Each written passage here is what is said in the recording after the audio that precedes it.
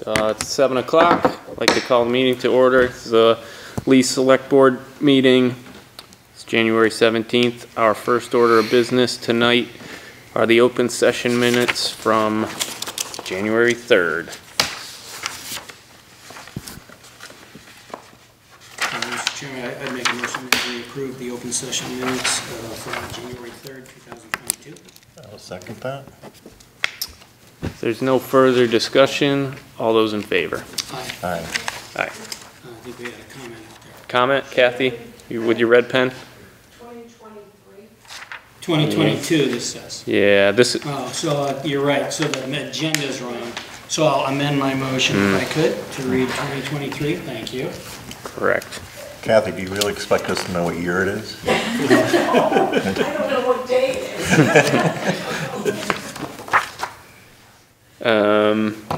So I amend Did we? my motion. Yeah. All right. And if there's, I'll second. well, all right. With that being said, if there's no further discussion, all those in favor? Aye. Aye. Aye. The amended minutes. Next, we have a couple public hearings. The first one is a public hearing for the inn holder's license, common vitular entertainment license to the Lake House Inn. And I have all the license in front of us. The abutters were notified, it was legally posted. So at this point, do we have anybody from the Lake House here who'd like to say anything first? I don't see anybody jumping up. I'll open it up to the board if you guys have anything you want to start Sure. with. I'm Bob? going to start behind me. Oh, yeah, no, just we received any number of Yeah. communications from abutters and not abutters and people who are on the lake concerned about how noise can travel across open water, and a lot of different examples used to illustrate it. So we have that, and we also have the existing noise bylaw for the town of Lee for us to consider. And while there was a lot of concern about the time slots that the inn is looking for and the noise, I don't think we received anything specific about what we should do about it. And if there are abutters or concerned parties that would like to go into a little more detail on that, I'd be very interested in hearing it. Because we're here to represent everybody. I want to see the new people at the inn do well, as was communicated time and again in the communications. They want to see the people at the inn do well. I'm just not sure exactly, as one select board member, how to deal with that so that everybody's going to be happy. Not that we're going to get there, but that certainly is the intent. So I hope that we could hear from everybody. So there's no one here from the applicant? There's somebody online. Is there somebody on Zoom? I have two people. A resident of Breville Lane, Deb Bronson Cole. Okay. But if there's somebody from the Lake House Inn that wants to talk before me, I certainly defer.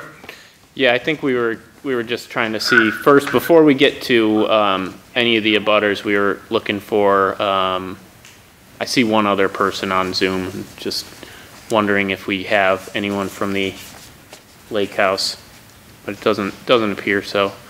I would have a suggestion if we don't. Gordon? Before we go down that road. Sure. The entertainment licenses, I don't think there's, as I look at this, we really have 4 applications in front of us.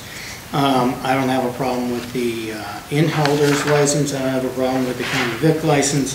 I think that's something we could act on tonight. And then if you want a motion, I would move that we hold off on the entertainment licenses, because it's actually, they're requesting 6 days, but then they also have a Sunday license, right, which I don't think Butters knew. And I'd like to put that off until the next meeting and only act on them if somebody from the Lake House is here to have a discussion with us. I don't think we should do it without a discussion with the owners. Yeah, I mean, that sounds reasonable. That sounds very reasonable. So let's break this up a little bit. Let's stay focused on the in-holders license and common victular license that we have in front of us.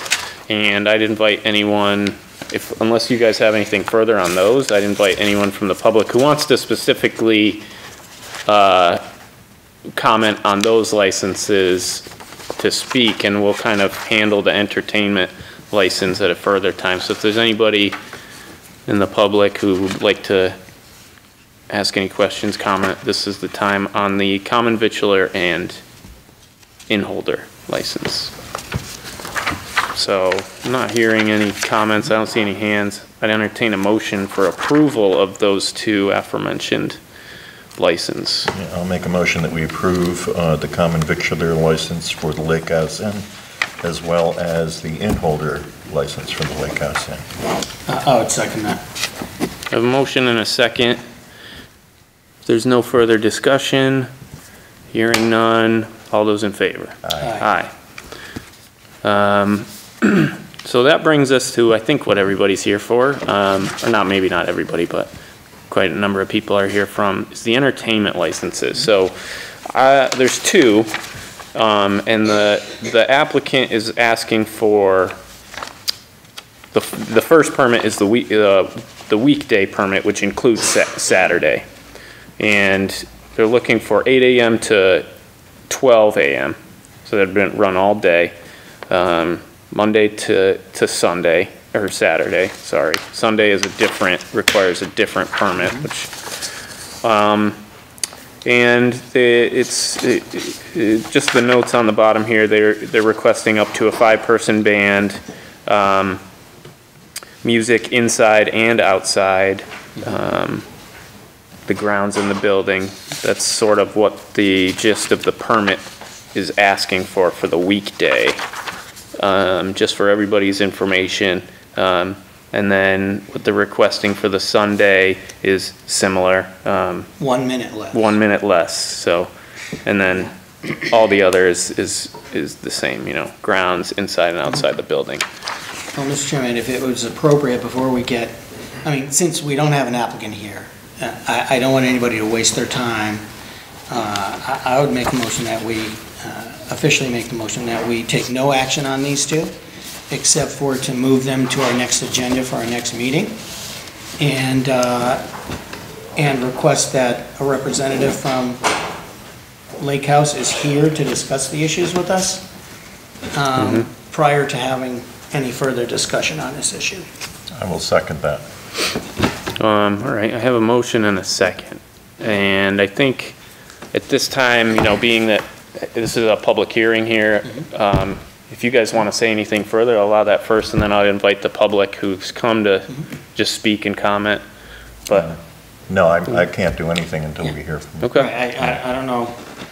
So We have somebody here, I don't know what to think. I'll look around me at the people in the room first. If there's anybody who'd like to get up and say anything, please feel free at this point. I don't see anybody jumping out of their seats. Next, I have a couple people on Zoom, so please, I've got a Deb and I've got a Don. They're the two first names. So if either of you want to raise your hand or unmute yourself at this point to comment any further, now would be the time.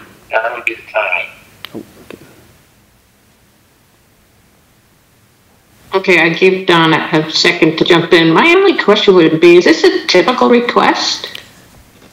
Can you just identify yourself, please, for us? Deb Bronson Culp. I have a property on Bramble Lane on the lake, Laurel Lake. Yeah, this is a standard application that we typically allow, but this being sort of a broad. This is very broad. They, usually they are a little more focused, but this is, asking for basically open season to have entertainment throughout the day. So that's maybe a little more, little less standard than everybody else. Sometimes we get them for a specific. What would be the standard request? I mean, it's a standard form that allows for all of what I've sort of laid out. And, you know, there's some other notes that they could fill in as far as more specific event types. We also do have a one-day entertainment license. So there's a year, this is the annual, this allows them for whatever we would approve to operate entertainment throughout the year under these guidelines, these set. And then we have a separate one-day specific for just the one event that people use. Right, I guess I understand what the form is, and this is a standard form, but my question really isn't about the form so much as the request on the form. So I'm just wondering, is this sort of typical that a business like the Lake House Inn would ask for basically, you know, 24/16 or rather 16 by 7 music? Mm-hmm. Yeah, so I guess we have a number of establishments in the town that have year-round entertainment license, like I think the Locker Room, Buc-ee's, some mostly restaurants that have. I'm sure there's many others. So this is for, you know, that purpose. So then they don't, you know, they can have music, they can have entertainment, and they don't have to come in every time they do that. It's sort of all set out in these parameters. So that's. Mr. Chairman, I think one thing she's probably trying to get at is the fact that it's such a broad 8 a.m. to midnight, whereas the people you just mentioned are more like from 6 o'clock. Yeah, they're at night operating until, towards the you know, day, yeah. There's a much more limited hours of operation, and that's one of the issues I want to bring up and discuss with the owners of the lake house is why the broad request. And I certainly have concerns about amplification, so if they ever show up here to talk to us, we'll be having a chat about that. Yeah, and I think, you know, from the emails that we got, I think it's a very reasonable, there's some reasonable sort of, yeah, illuminating that broadness of and not allowing it outright. So maybe in the future we'll look to limit these time frames. That's sort of all in the realm of discussion. Does that answer your question, Deb? Very helpful. Thank you very much. I appreciate it. Anyone else at this point? Before I have a motion and a second. Not hearing anybody on Zoom, so if there's nothing further, all those in favor? Aye. Aye. So we'll continue this hearing at a later date. Our next order of business, we have a hearing for it's a petition for a joint poll locations. I have this in front of me, and I guess, you know, there's 3 new poles associated with this this petition, and if I could just read the reason, this sort of sums everything up. The 3 new poles are to provide construction space for and accommodate a Mass DOT bridge and road reconstruction project, and to provide the distribution of intelligence and telecommunications and transmission of high and low voltage electric current. So that's really the purpose for the addition of these poles. Mr. Chairman, I'm just excited to see that something's moving forward in that area where we've been waiting for a bridge for 20 years. So I have hopes that means we're actually going to get some funding and get something going forward. You're talking about the Meadow Street Bridge? Oh, Yes, yeah, this is, sorry, That has been funded, so it's, Yeah. Cool. it's in design now. sorry, I That's super. didn't, yeah, I didn't, for those that were wondering the location, this is the Meadow Street over by Oak and Spruce, where there is a temporary Army Corps, is it an Army Corps bridge? It's They an- call it a Bailey Bridge. Bailey Bridge. It's a temporary bridge, and that's, it's a loaner, and that's that wants it back. And you Right. put it in the back, so they provide it. Hey, well, Well, they say, you know, possession's 9/10 of the law, right? And we've got it. It is an expensive one. Yes. The estimates are almost $9 million for that. It's just insane. if anyone wondering, this is Lenny Tisdale, our superintendent. It's always helpful to have a DPW superintendent here when dealing with these issues, so appreciate that. And that's the one over Beartown Brook, not the one over the Housatonic. That's correct. Yeah, it's not the big green bridge that we usually think about, it's the smaller. Yeah. Do you guys have anything else before I open it up? Oh, Don, you're the applicant here? Yes, could you hear me okay? Yes, do you want to say something? Yes, I'm just here representing Verizon's stake in it. These are poles that were requested as a result of the project. So it was designed to put those poles out and to keep everything moving normally for all the residents in the area. So that's why these poles are going in, is just to bypass and keep everything normal so construction can occur.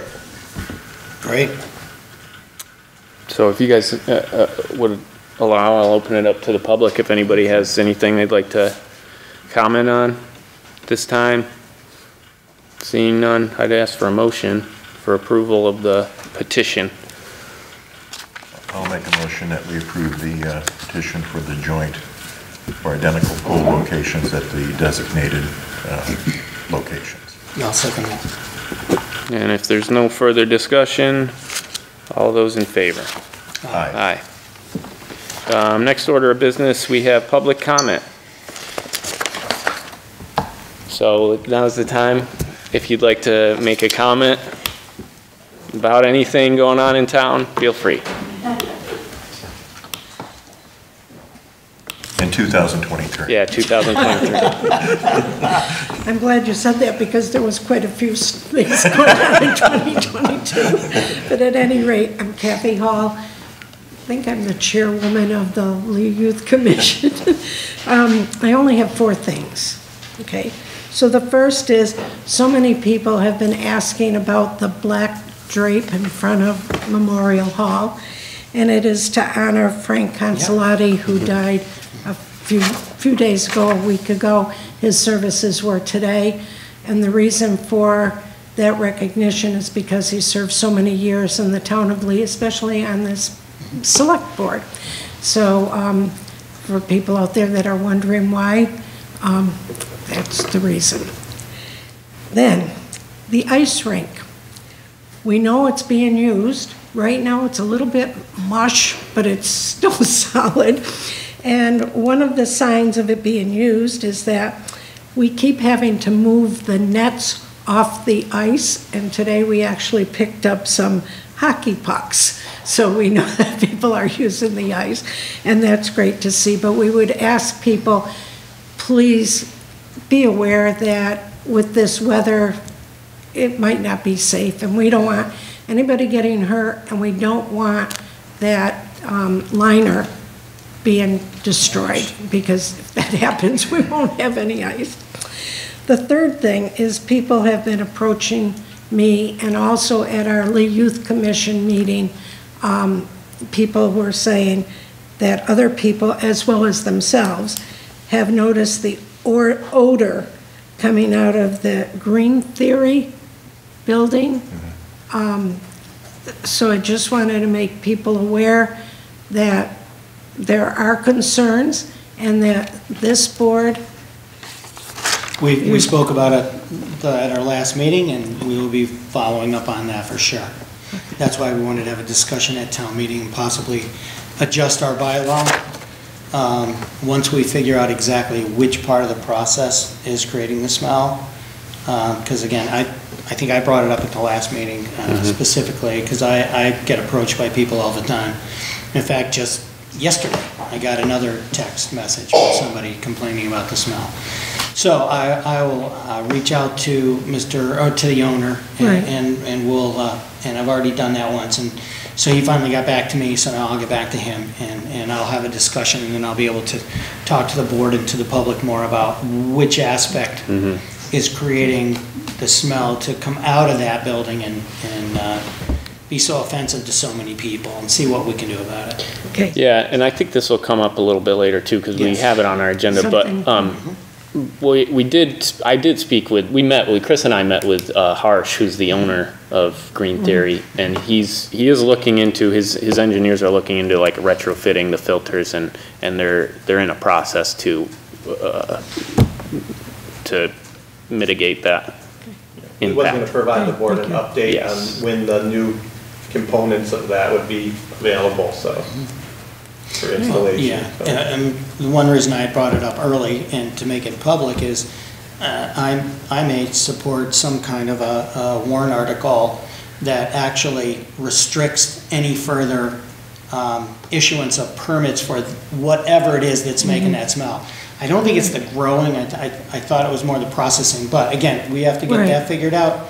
And once we do, I don't want to, I mean, I live less than a quarter of a mile, an eighth of a mile away from this place. It smells all the time. My issue is I don't want to create a situation where another neighborhood with other residential properties has to smell this. So if it's contained to this one place, you know, and hopefully they will be able to create better filtering, that would be a wonderful thing. But if not, if the filters aren't available to really take this out, then I don't want to see it happen anywhere else in Lee. Right. I don't want to subject anybody else to this. So. Right, and I know way back at the beginning of talking about all these manufacturing places and talking about odor, because I was number one up here talking about odor, and we were told that there was the technology where you wouldn't have that smell, so. Right. When people been approaching me within the last week, I was like surprised that this was happening, because we were reassured over and over Right. that there were those chemicals to take care of the smell and all of that. So, but thank you for continuing to investigate Oh, yeah. what's going on with that. We really appreciate it. And my fourth thing, I just wanted to know, was there any, I can't even read my own writing, any backup on, or update on the lighting for Main Street? Somebody came a few months ago and talked about some system. Yeah, so the LED you're Yeah, talking about, yeah. we're in, so we moved to an investment grade audit right now, which is being conducted right now, and then for the actual installation, there'll be a warrant article, which will be the next phase. So- Okay. So that will be on the town meeting. Yeah. Because one of the things that people are concerned about, and certainly I'm concerned about, at night, you can just about see going down Main Street. And then people crossing the street, you know, they've got dark clothing, and it's like, you could just about But just see to them, clarify, so I this don't actually know. doesn't affect Main Street, the decorative Whatever. lighting is separate from Okay, this. Yeah, but this is is there only what something- they call the Cobra headlights. Okay, so- but is there something that could be done for decorative lighting?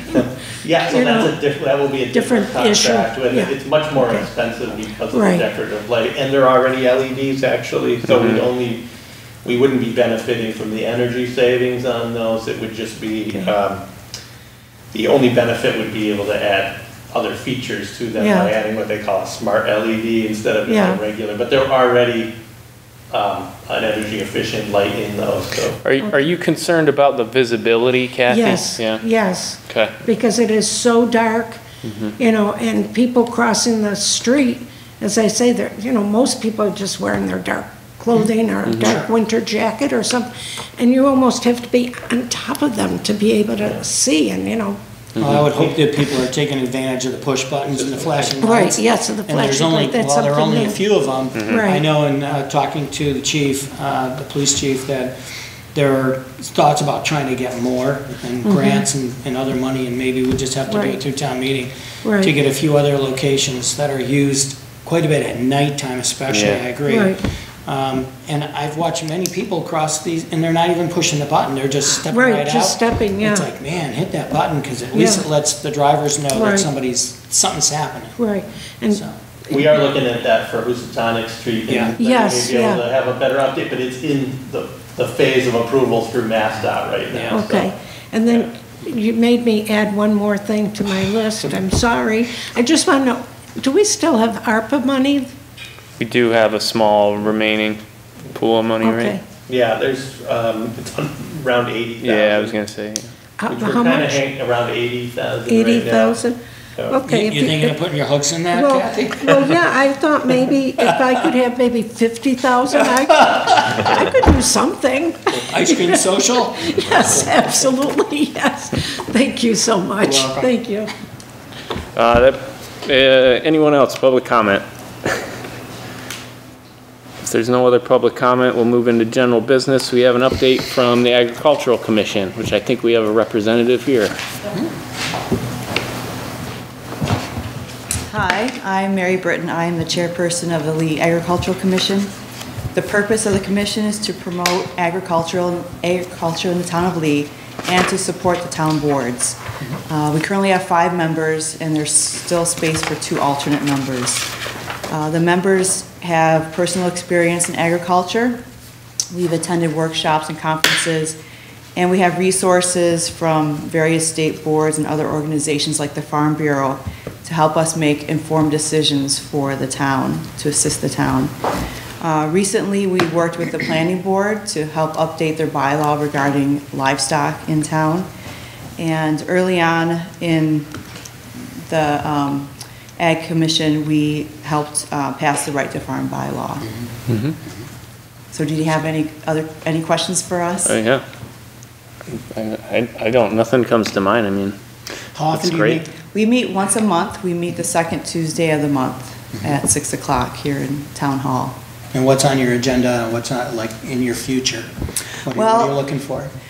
We recently met with Seth Jenkins of the Berkshire Regional Planning Commission regarding a property on Stockbridge Road. And so we'll have some more discussions amongst our members about that. We have some preliminary plans to start a seed collection distribution program with the library. I understand they used to have some seeds available for town people. So we want to promote that and maybe do something with that. We've had a farm brochure on our agenda for quite a while, so we're looking to eventually put together a farm brochure. And also, if anything comes up regarding the town, you know, we'll definitely work with the town boards and committees. Would your brochure, like, point out where the farm stands are, the farms, all the different things, the activities, and what's different from one to another? Or? Yes, a lot of the towns that have agricultural commissions have a town farm brochure. So we have a lot of examples from other communities where they have a map of the town with the different farms and agricultural related businesses, what their hours are, and what products they provide. So it's kind of a slow process, but eventually we'll have that. I think that would be great at the chamber building, you know, for people coming in looking for information. So, Chris, do we have the 2 openings posted on our website for the Ag Commission to We do not, but I will put it on there. Okay, that would be a good thing. Yes, we recently, within the last 6 months or so, had 5 members who are active. So it's great to have. That's great. We're meeting again. For a long time, we didn't have meetings. It kind of fizzled, and then now there's some more, renewed interest in it. So it's great. When you're talking about the seed program, have you interacted at all with the Conservation District, you know, with Fisheries and Wildlife, anything like that? Because I know they have their spring sale and fall sale sometimes where small bushes, you know, flowering, all that kind of stuff. No, we haven't, but we can definitely look into that. I just thought maybe that would be, they'd be willing to work with you or subsidize some of the issues through the Conservation District. I know we get the flyers, and we bought stuff through them in the past. Yeah, we'll look into that. Thank you. Sure. We did, quite a while ago, distribute, I think it was bean seeds to the elementary school. Oh, that's cool. Yeah, that was fun. They grow fast and they can watch them. Yep. That's cool. To get the kids interested in agriculture. Yeah. Well, some kids don't know where their food comes from. No, they don't. Yeah, it's unfortunate. Yeah. Yeah. That's a great tool to get involved with the. Bob, do you have any questions? Do you know how to ameliorate cannabis odor? I wish I did. I don't. Yeah.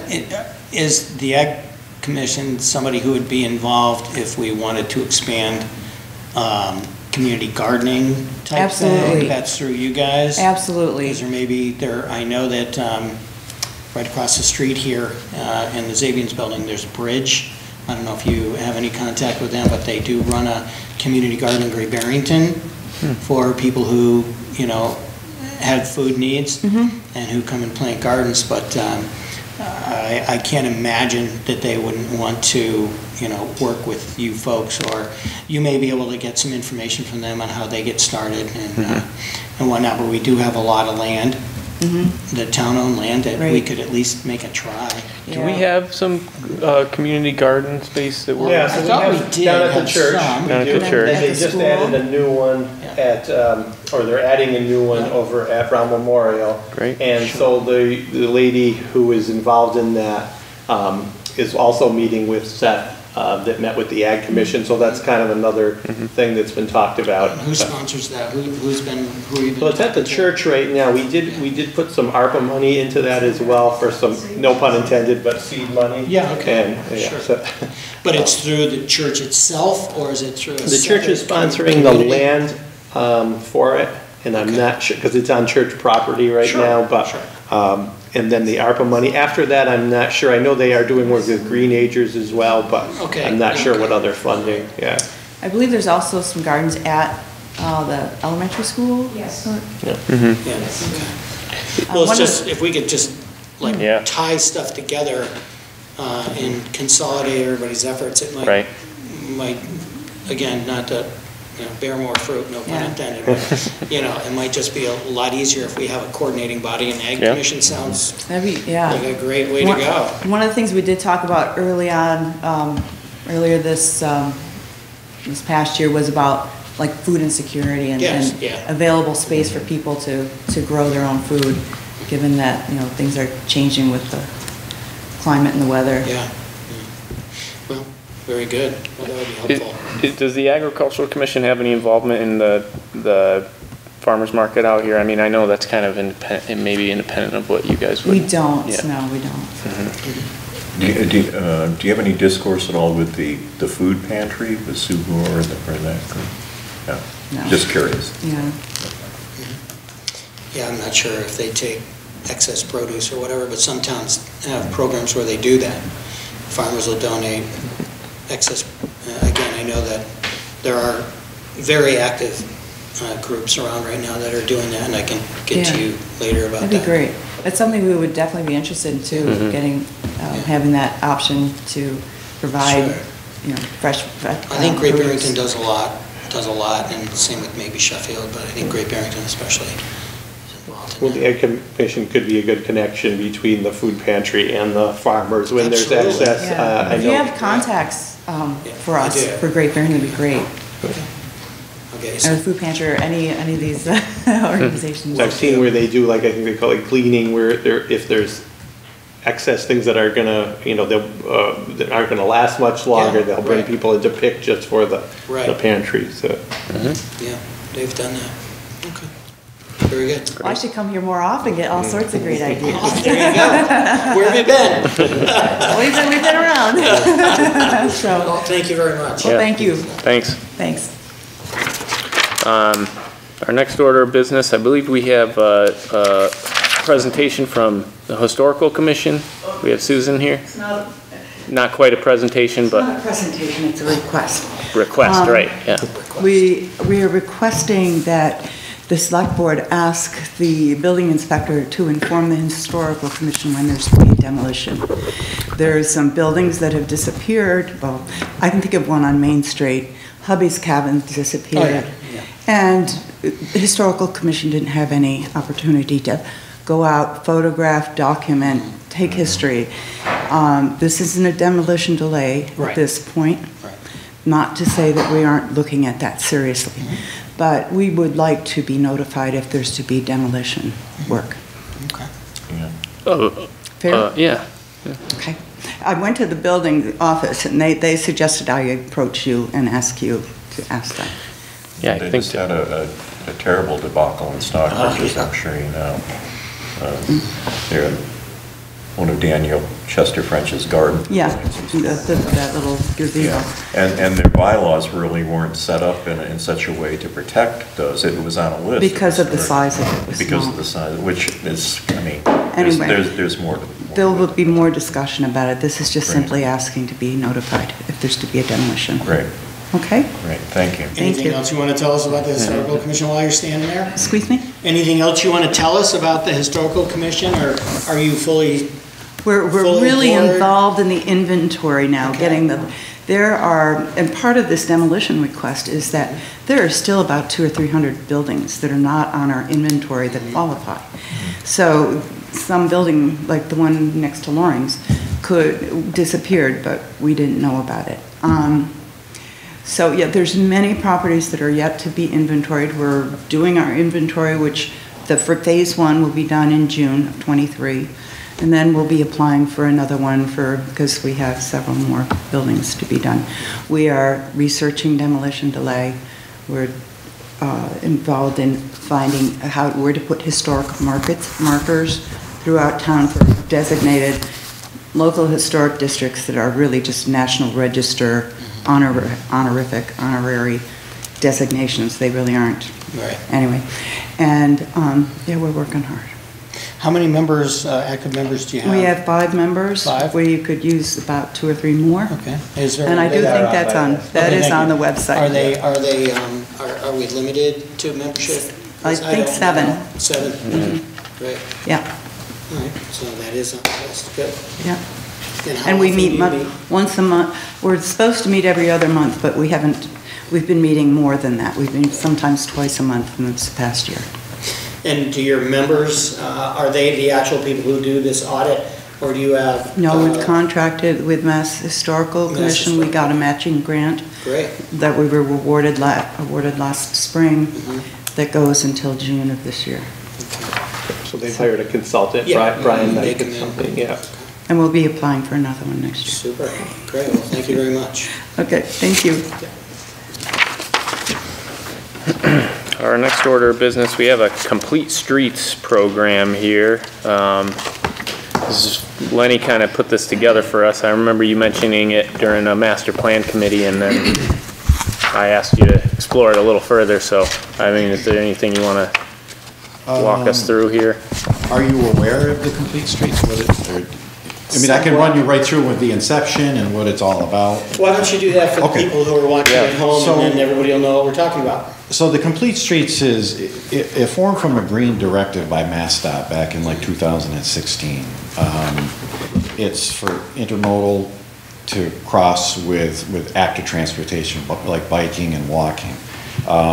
So they went through with a complete streets program, which would bring communities together. Like, so if you wanted to do bike lanes or whatever, you would link in with other communities like town of Lennox, town of Stockbridge. You know, Lee has the bikeway going in, so it'd be good if you had the complete streets. And what the complete streets does is if you have areas where you can address shortcomings, like for bikes and stuff like that, it gives you, you know, some guidance. Like, all right, so we know we can put bike lanes here. You don't have to have delineated bike lanes, but you can have stenciled shared road so that vehicles know that there's going to be bikes on the road.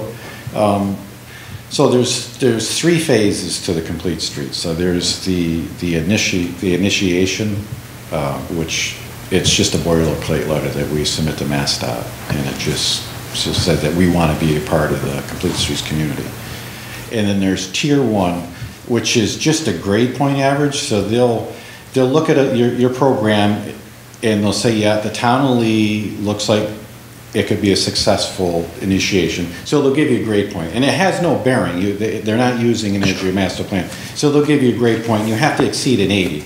And if you exceed above an 80 on a scale, then they'll authorize you to go to tier 2, which also comes with a reimbursement of $38,000 if you wanted to bring in a planning company like Berkshire Regional Planning Commission, who I've used. They do a great job. And they'll, in your tier 2, they'll take the program, and you can invite the public, you know, where they recognize areas for improvement. And they'll develop the tier 2 plan. And then you can apply for funding under the Complete Streets program up to 400,000 to meet those plans that you have. So if you want to do like traffic calming measures, that's eligible. If you have enough road width to do delineated bike lanes, you can do that, or you would just do the shared streets. But there's a number of options. And it's a really good program, and that's kind of the direction that they're going, is Complete Streets. They want to have that, the active transportation for walking and biking. Mm-hmm. So, I know at the moment, we have requirements on our subdivision. We're not getting a lot of subdivisions, but there are requirements for sidewalks on both sides of the road. Now, it's almost always waived, so that you only either have one or none. Right. So is that something that would be, like, would it make us adjust our bylaw or maybe not allow waivers? How would we work? Do you know how that works? So it doesn't tell you that you have to have every road. What they want is within 3 miles of your nucleus, your center of town, like your bikes and stuff. That's it. Your neighborhoods and stuff, if the town already has a bylaw saying that they want to have sidewalks, then you would just continue with that. But it doesn't say that you absolutely have to. And every road outside of town has to have bike lanes. It's not. It's just, if you have the opportunity to do it, here's some funding, and we'll make sure that happens. That's okay. Thank you. Sort of, kind of encourages, helps the town promote these shared street ways. That's right. Yeah, it's a green direct to get people out there exercising more, bikes, walking to work, and just bringing the neighborhood kids in from, you can say Fairview Street, whatever, and giving them a safe route into town. That's all. That's what it's about. Mm-hmm. And MassDOT provides funding to achieve your goals.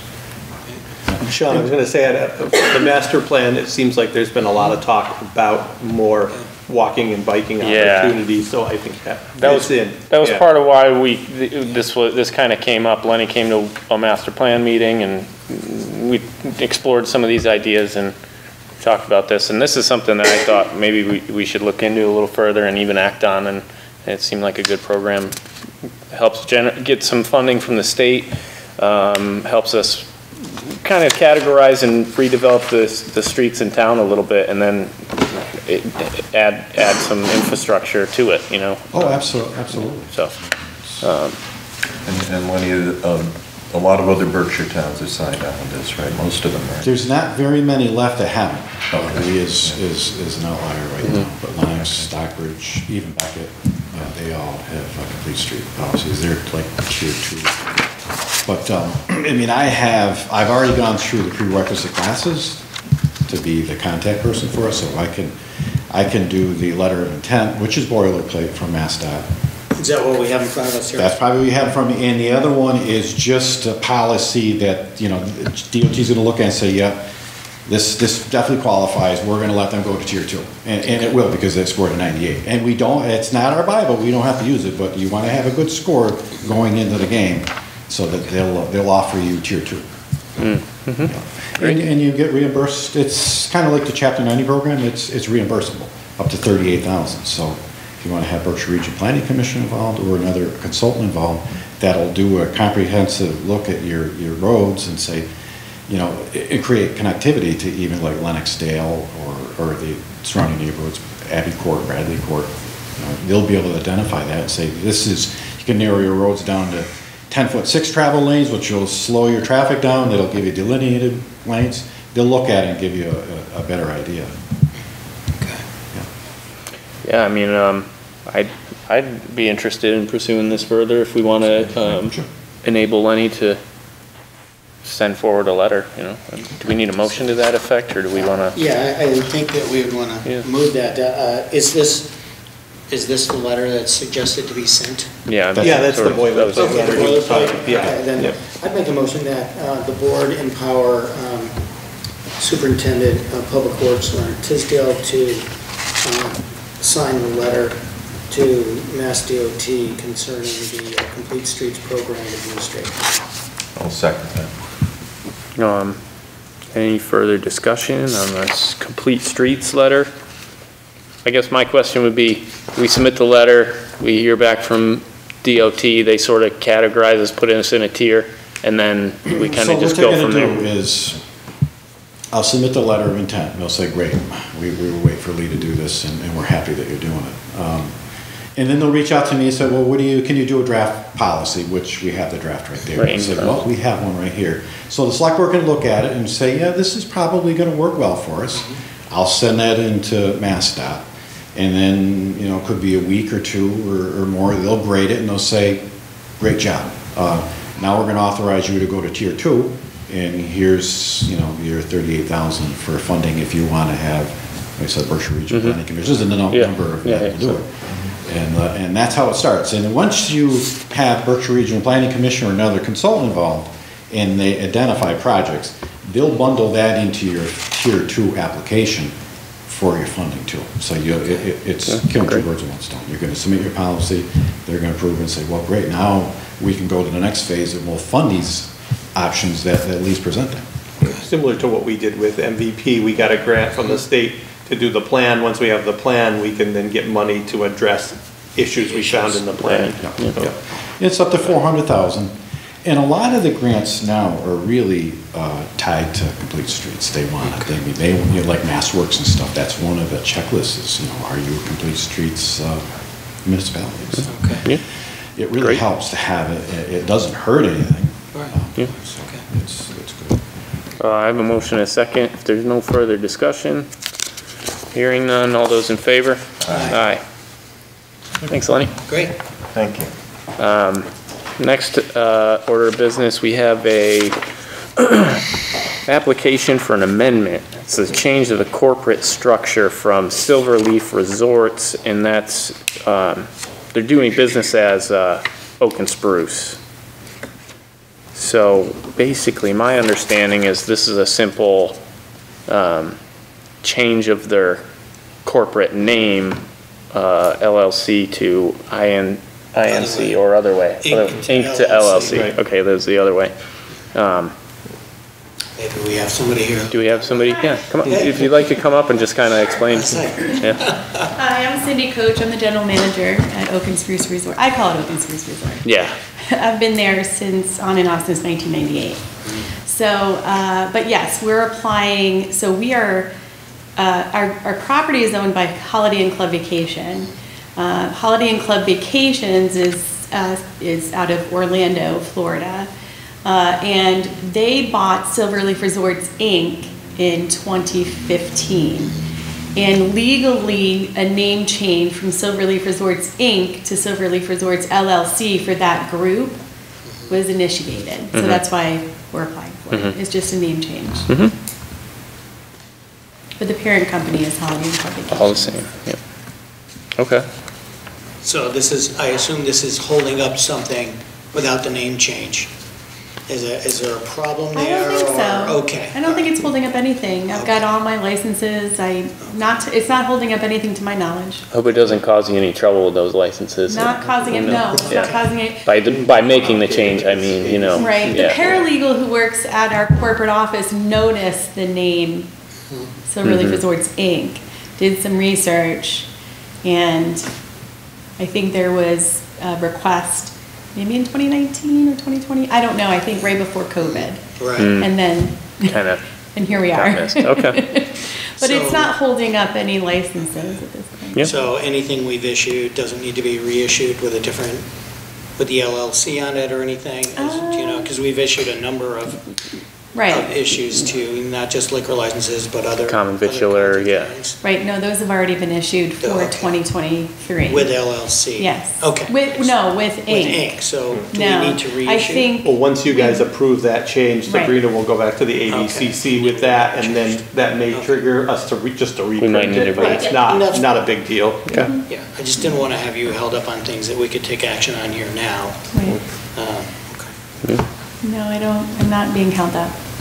But we would prefer that name change, yes. Absolutely. So it's correct.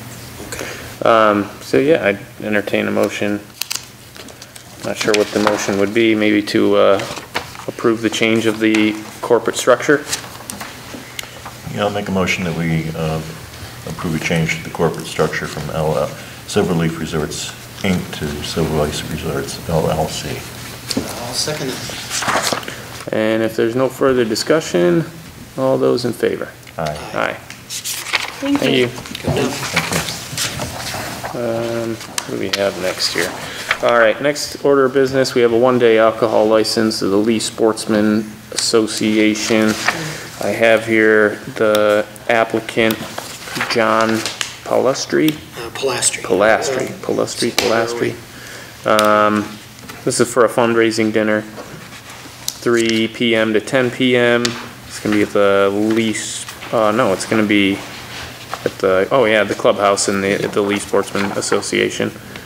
It's on Fairview Street. So unless you guys see something out of order, I'd entertain a motion or I think further discussion. they've done this many times in the past, and then when COVID hit, a lot of people stopped doing these kind of things, but now they're back at it, so I'd make a motion that we issued a special one-day alcohol beverage license to the Lee Sportsman Association. I'll second it. We have a motion and a second. If there's no... Should we? Yeah, did you see something? I'll leave it at that. Nope. If there's no further discussion, all those in favor? Aye.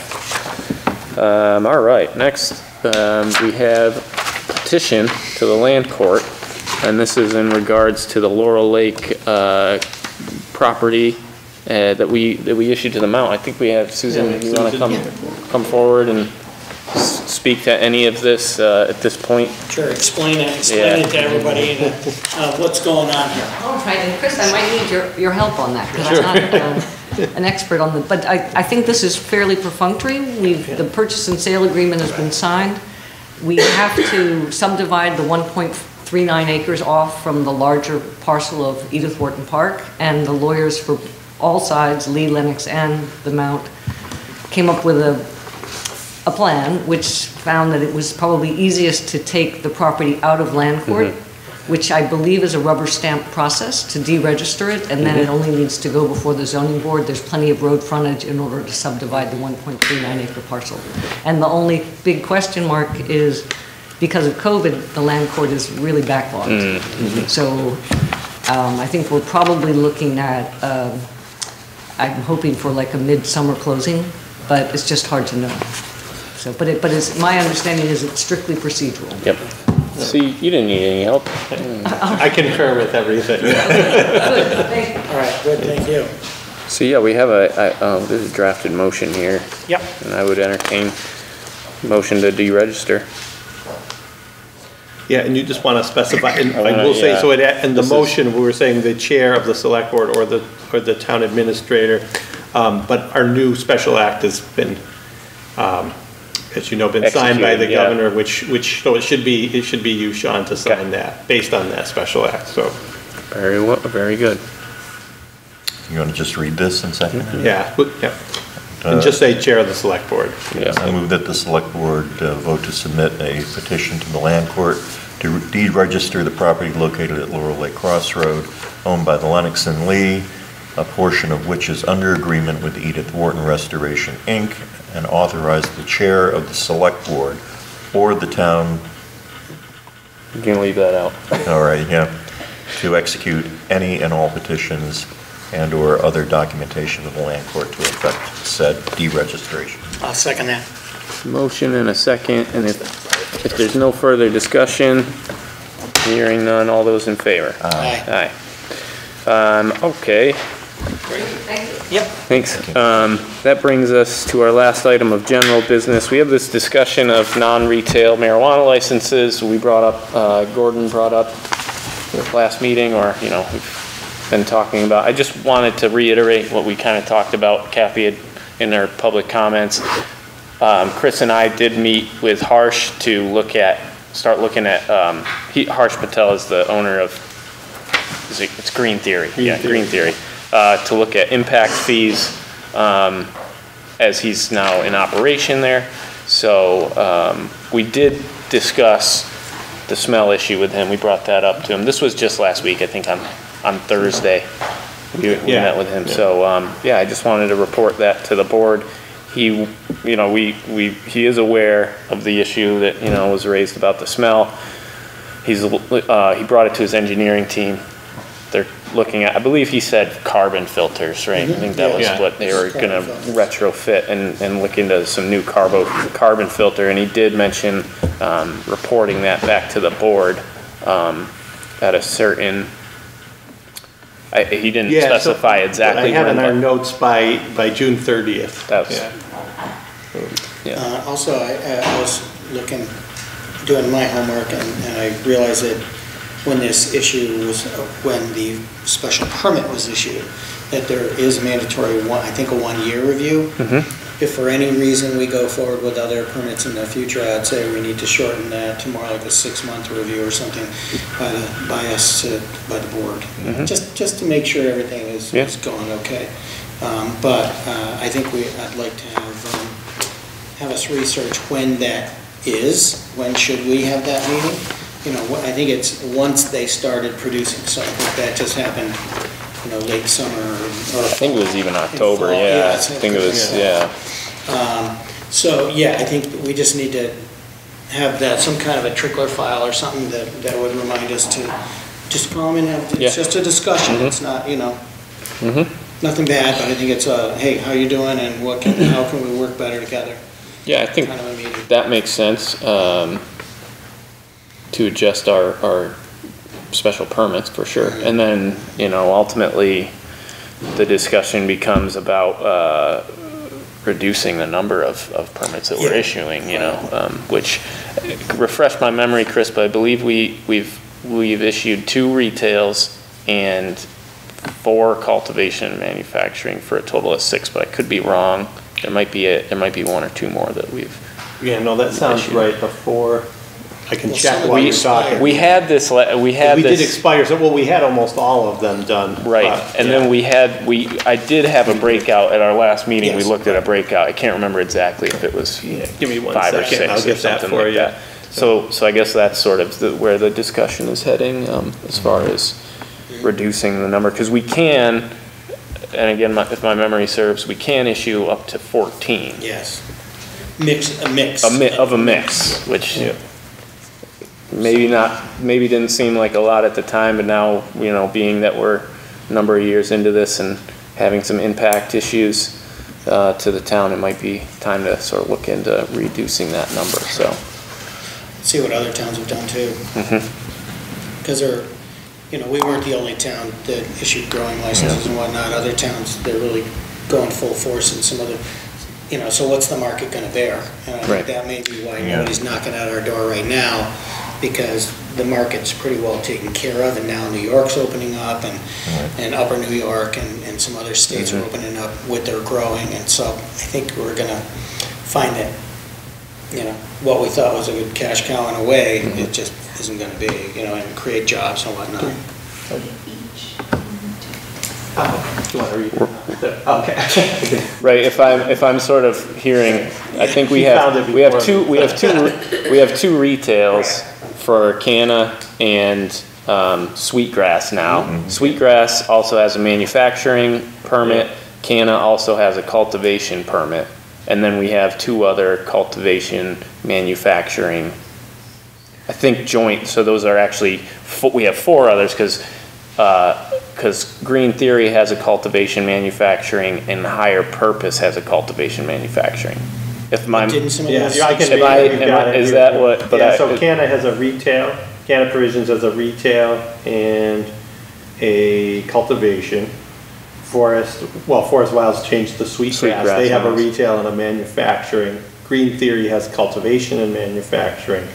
And Higher Purpose has cultivation and manufacturing. The others have expired So the or others- withdrawn. so that was 6.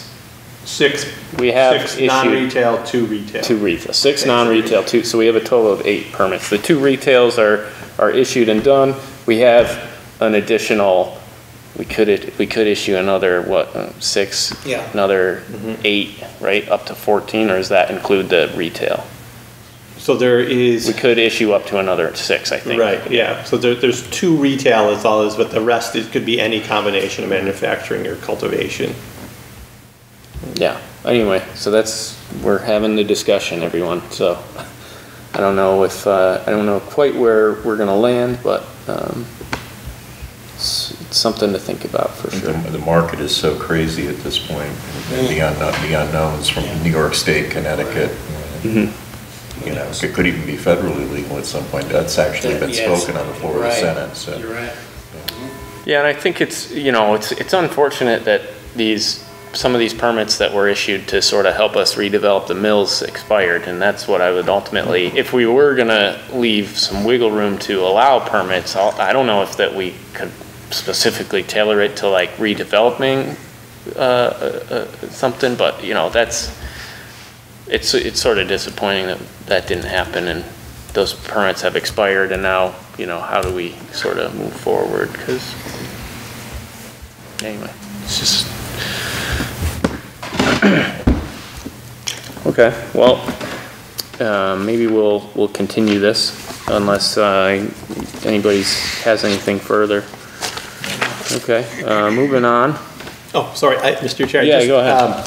I just made a note here before I'd realized when we started talking to Susan, we got on a different subject about the commission, and then I just wanted to check, did the board want to instruct the building department to inform them? Because we never actually took any action on it, sorry. You're right, and I was thinking that yes, we would like to instruct. We need a motion to that effect, or I was thinking it'd be smart. If you make a motion, I would, I can relay that, get that to them tomorrow and let them know. Yeah. In the future to do that. Mm-hmm.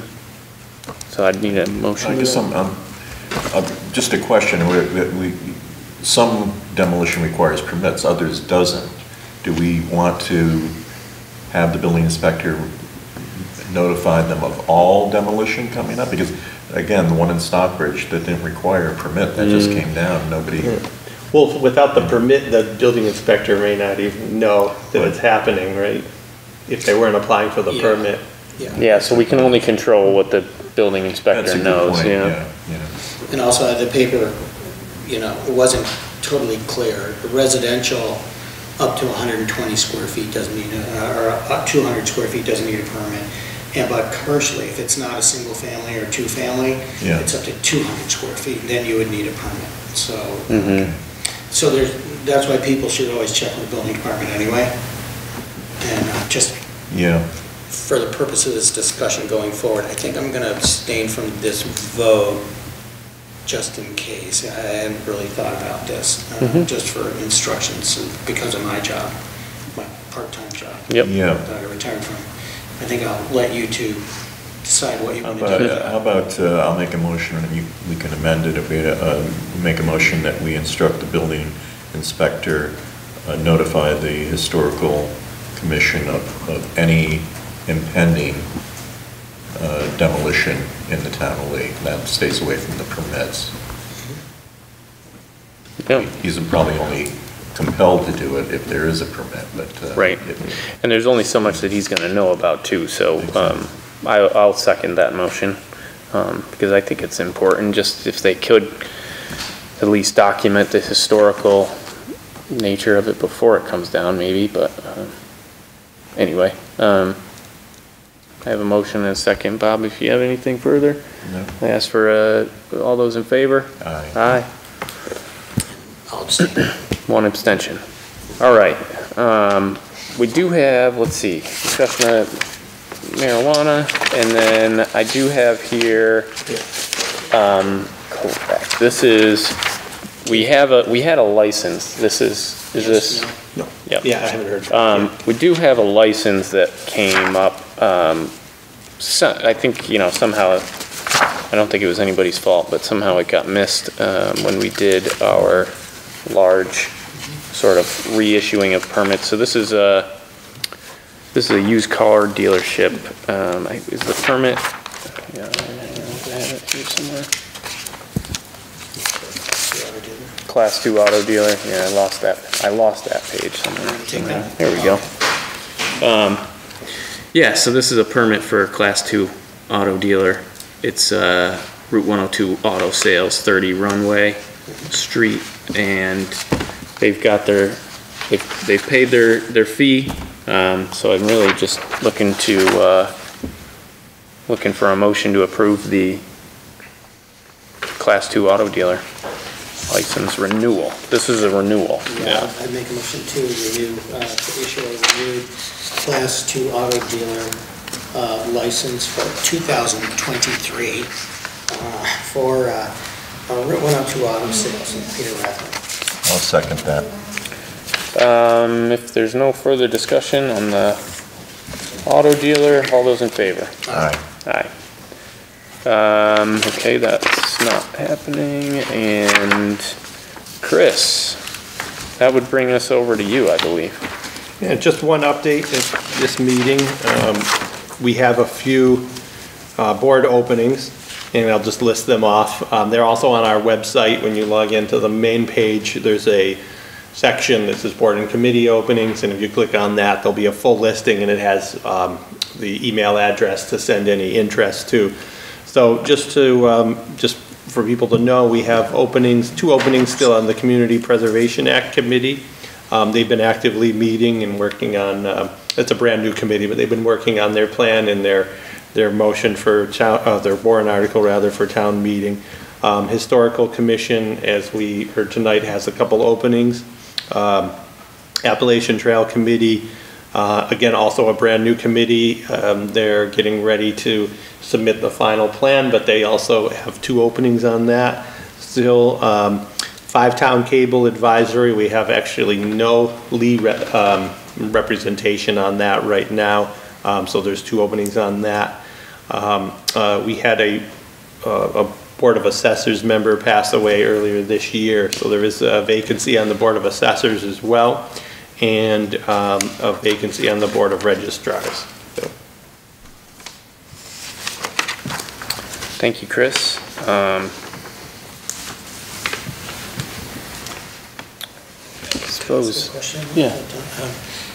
So if somebody is interested and they send in a notice that they're interested, do you wait until there's a certain number of people who are interested in a position before we go about that, or first come, first serve? How does that work?